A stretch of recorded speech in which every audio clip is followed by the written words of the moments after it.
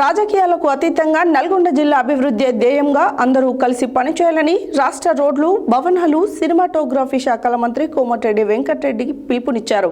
శనివారం నల్గొండ జిల్లా పరిషత్ సమావేశ మందిరంలో జిల్లా పరిషత్ చైర్మన్ బండా నరేందర్ రెడ్డి అధ్యక్షతన నిర్వహించిన జిల్లా పరిషత్ సర్వసభ్య సమావేశానికి మంత్రి కోమటిరెడ్డి వెంకటరెడ్డి ముఖ్య అతిథిగా హాజరై మాట్లాడారు. శనివారం నల్గొండ జిల్లా పరిషత్ సమావేశ మందిరంలో జిల్లా పరిషత్ చైర్పర్సన్ బండా నరేందర్ రెడ్డి అధ్యక్షతన నిర్వహించిన జిల్లా పరిషత్ సర్వసభ్య సమావేశానికి మంత్రి కోమటిరెడ్డి వెంకటరెడ్డి ముఖ్య అతిథిగా హాజరయ్యారు. ఈ సమావేశంలో మిషన్ భగీరథ, వ్యవసాయం, విద్యుత్, విద్య తదితర అంశాలపై చర్చించారు.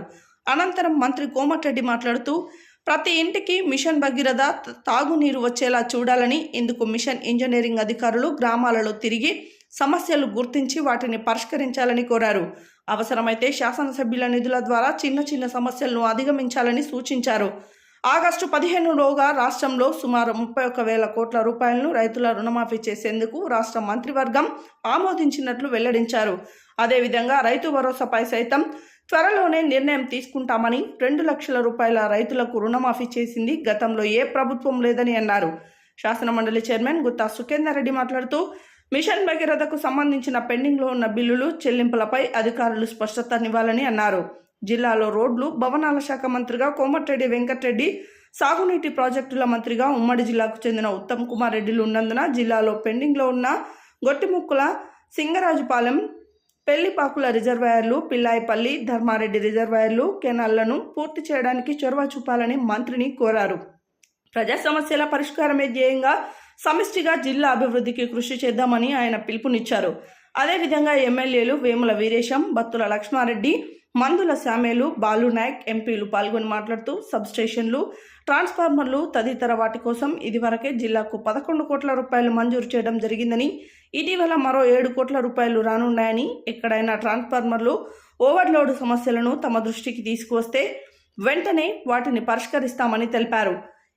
ఈ కార్యక్రమంలో జిల్లా అధికారులు, ప్రజా ప్రతినిధులు పాల్గొన్నారు.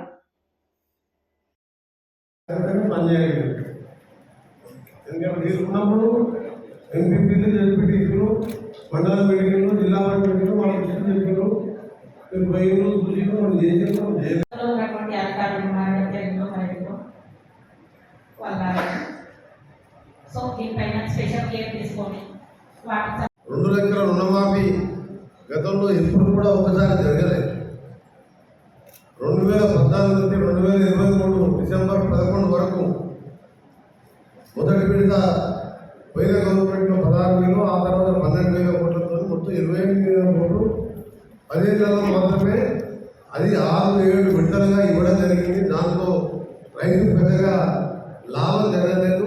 అది బ్యాంకులకు బయట దేశంలో వడ్డీ దగ్గర చనిపోయిందని ఒక సాహసోపేతమైన నిర్ణయం తీసుకొని రైతులను ఒకసారి అప్పులకి బయటపడాలి, ప్రైవేట్ వ్యక్తులు ఉండొద్దనే ఉద్దేశంతో పోయిన మేలో వరంగల్లో జరిగిన సభలో, రైతు విక్రయ సభలో రాహుల్ గాంధీ గారు ప్రకటించిన విధంగా చెప్పిన మాటకు కట్టుబడి మాటకు మీద నిలబడే గవర్నమెంట్గా మడమ తిప్పకుండా ఆగస్టు 15 లోపే, ఆగస్టు 15 పెట్టుకున్నా కానీ ఆగస్టు 10 కావచ్చు, ఆగస్టు 5 కావచ్చు, తప్పకుండా రుణమాఫీ చేయబోతున్నామని ఈ సందర్భంగా సంతోషంగా రైతులందరూ కూడా శుభాకాంక్షలు తెలియజేస్తూ మా ముఖ్యమంత్రి గారికి కూడా మీ అందరి తరఫున రైతుల పక్షాన, తెలంగాణ రైతుల పక్షాన, ఎందుకంటే రైతు అనేవాడు ముఖ్యం.